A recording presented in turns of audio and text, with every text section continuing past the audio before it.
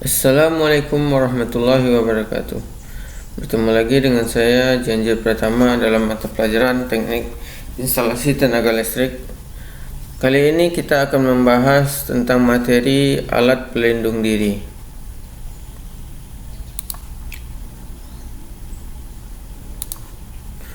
Alat pelindung diri. Definisi alat APD atau alat pelindung diri adalah seperangkat alat yang digunakan oleh tenaga kerja untuk melindungi seluruh atau sebagian tubuhnya terhadap kemungkinan adanya potensi bahaya atau kecelakaan kerja.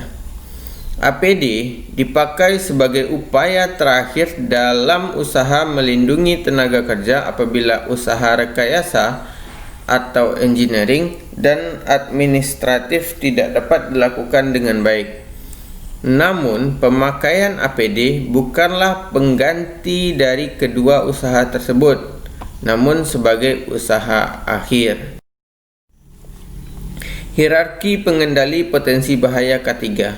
Yang pertama, pengendali teknis atau engineering control. Yang kedua, eliminasi. Yang ketiga, substitusi. Yang keempat, isolasi. Yang kelima, perubahan proses. Yang keenam, ventilasi. Yang ketujuh, pengendali administratif. Yang kedelapan, pengurangan waktu kerja. Yang kesembilan, rotasi mutasi. Yang kesepuluh, alat pelindung diri. Metode penentuan APD melalui pengamatan operasi, proses dan jenis material yang dipakai, telaah data-data kecelakaan dan penyakit, belajar dari pengalaman industri sejenis lainnya. Bila ada perubahan proses, mesin dan material, peraturan perundangan. Apa kriteria APD? Jadi kita harus membahas di sini, harus tahu dulu kriteria dari APD. Yang pertama yaitu proses penggunaan APD harus memenuhi kriteria tertentu. Yang pertama di sini hazard telah diidentifikasi. Jadi hazardnya APD yang dipakai sesuai dengan hazard yang dituju. Dan yang ketiga yaitu adanya bukti bahwa APD dipatuhi penggunaannya. Dasar hukum Undang-Undang Nomor 1 Tahun 1970 Pasal 3 Ayat 1 butir F. Dengan pengaturan perundangan ditetapkan syarat-syarat untuk memberikan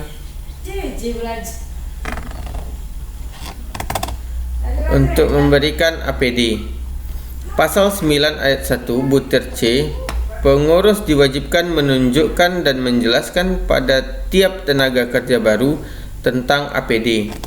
Pasal 12 butir B, dengan peraturan perundangan diatur kewajiban atau hak tenaga kerja untuk memakai APD. Pasal 14 butir C, pengurus diwajibkan menyediakan APD secara cuma-cuma.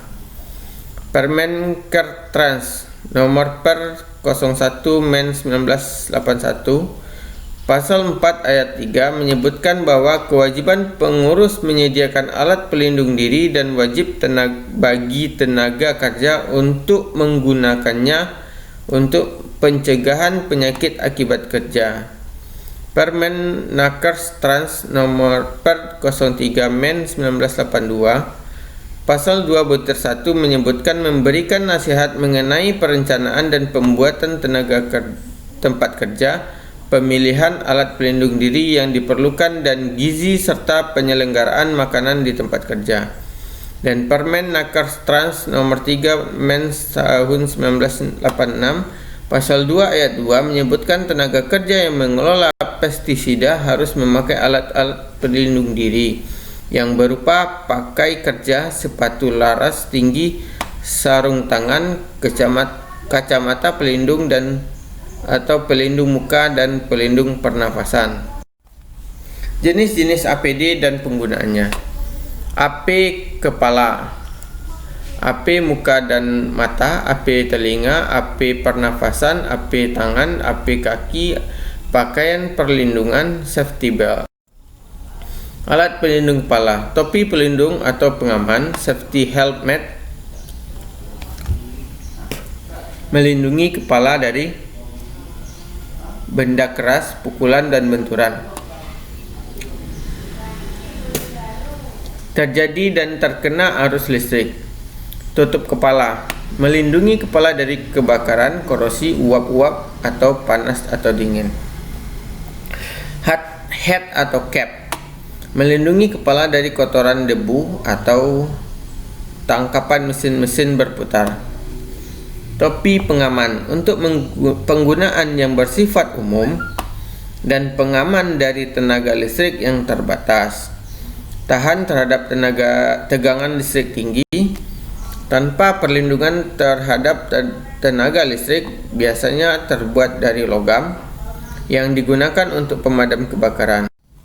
Pengujian mekanik, dengan menjatuhkan benda seberat 3 kg dari ketinggian 1 meter, topi tidak boleh pecah atau benda tak boleh menyentuh kepala. Jarak antara lapisan luar dan lapisan dalam ke bagian puncak 4-5 cm. Tidak menyerap air dengan direndam dalam air selama 24 jam. Air yang diserap kurang 5% beratnya. Tahan terhadap api. Pengujian daya tahan terhadap api. Topi dibakar selama 10 detik dengan pembakaran bunsen atau propan dengan nyala api bergaris tengah 1 cm.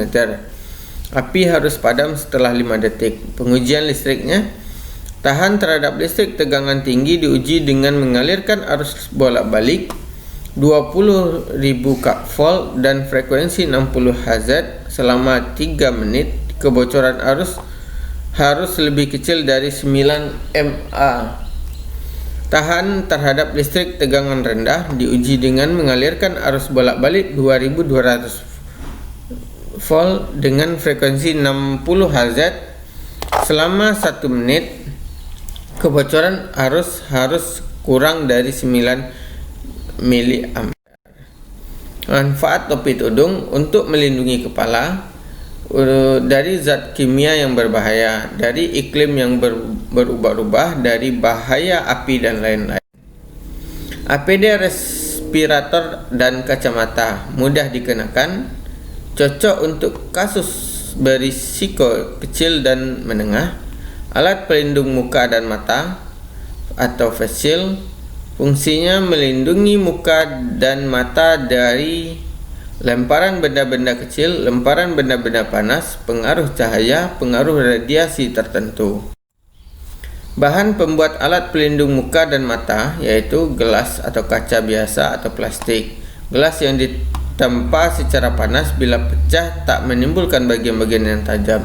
Gelas dengan laminasi aluminium dan lain-lain. Yang terbaik adalah sejenis gelas yang ditempa secara panas karena bila pecah tak menimbulkan bagian-bagian yang tajam. Bila dipasang frame tak mudah lepas. Dari plastik ada beberapa jenis tergantung dari bahan dasarnya seperti selulosa, aseta, akrilik, polikarbonat dan lain-lain. Syarat optis tertentu.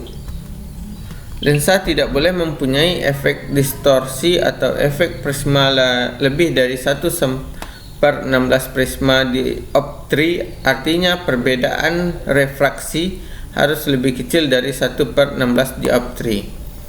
Alat pelindung mata terhadap radiasi yaitu prinsipnya kacamata yang hanya tahan terhadap panjang gelombang tertentu. Standar Amerika ada 16 jenis kaca dengan jenis sifat-sifat tertentu.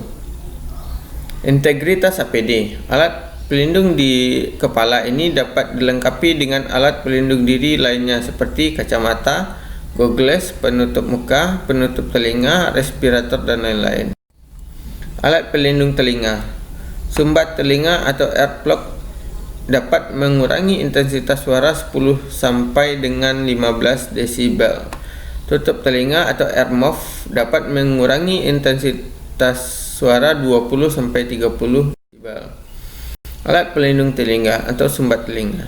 Sumbat telinga yang baik adalah menahan frekuensi tertentu saja, sedangkan frekuensi untuk bicara biasanya komunikasi tak terganggu.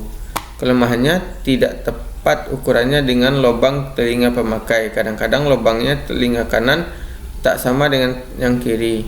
Bahan sumbat telinga: karet plastik keras, plastik yang lunak, lilin, kapas. Yang disenangi adalah jenis karet dan plastik lunak karena bisa menyesuaikan bentuk dengan lubang telinga. Daya atenuasi atau daya lindung yaitu 25-30 desibel. Ada kebocoran dapat mengurangi atenuasi lebih kurang 15 desibel. Dari lilin, bisa lilin murni dilapisi kertas, kapas, kelemahannya kurang nyaman, lekas kotor. Dari kapas, daya atenuasi paling kecil antara 2-12 desibel. Tutup telinga ada beberapa jenis. Atenuasinya pada frekuensi 2800 sampai 4000 Hz sampai dengan 42 desibel, 35 sampai 45 desibel. Untuk frekuensi biasa 25 sampai 30 desibel. Untuk keadaan khusus dapat dikombinasikan antara tutup telinga dan sumbat telinga sehingga dapat atenuasi yang lebih tinggi tapi tak lebih dari 50 desibel karena hantaran suara melalui tulang masih ada. Alat pelindung pernapasan memberikan perlindungan terhadap sumber-sumber bahaya seperti kekurangan oksigen, pencemaran oleh partikel debu, kabut, asap atau uap logam, pencemaran oleh gas atau uap, alat pelindung tangan dan kaki.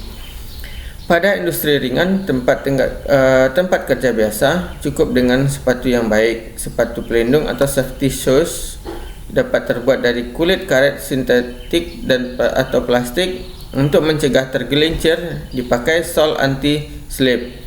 Untuk mencegah tusukan, dipakai sol dari logam terhadap bahaya listrik.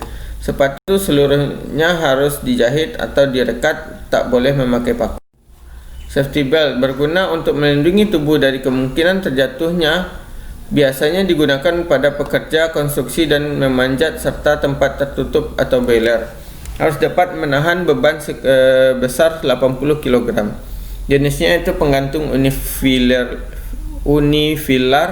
penggantung berbentuk U, gabungan penggantung unifilar dan bentuk U, penunjang dada atau chest harness, penunjang dada dan punggung, chest wedge harness, penunjang seluruh tubuh atau full body harness. Setelah APD dipakai, yang perlu diperhatikan yaitu APD yang dipakai serta standar. APD memberikan perlindungan, APD sesuai dengan tugas yang dikerjakan, APD nyaman dipakai terus-menerus. Manajemen APD dibutuhkan untuk membatasi hazard lingkungan. Jangan membeli APD sekadar hanya memiliki jenis APD. Adanya hazard awareness dan pelatihan. Adanya SOP penggunaan APD. APD yang dibeli telah melalui seleksi kebutuhan jenis pekerjaan. Perkembangan APD, teknologi APD berkembang pesat pada APD terhadap bahaya fisik dan kimia, namun kurang berkembang pada APD terhadap bahaya biologi. Kelemahan penggunaan APD, kemampuan perlindungan yang tak sempurna karena memakai APD yang kurang tepat, cara pemakaian APD yang salah, APD tak memenuhi syarat standar, APD sangat sensitif terhadap perubahan tertentu, APD mempunyai masa kerja tertentu seperti kanister, filter, dan penyerap cartridge. APD dapat menularkan penyakit bila dipakai berganti-ganti. Mengapa APD sering tidak dipakai? Rendahnya kesadaran pekerja terhadap keselamatan kerja. Dianggap mengurangi feminitas, terbatasnya faktor stimulan pemimpinan karena tidak enak dan kurang nyaman. Oke, itulah materi kita kali ini tentang alat pelindung diri. Semoga ini bermanfaat untuk kalian. Wassalamualaikum warahmatullahi wabarakatuh.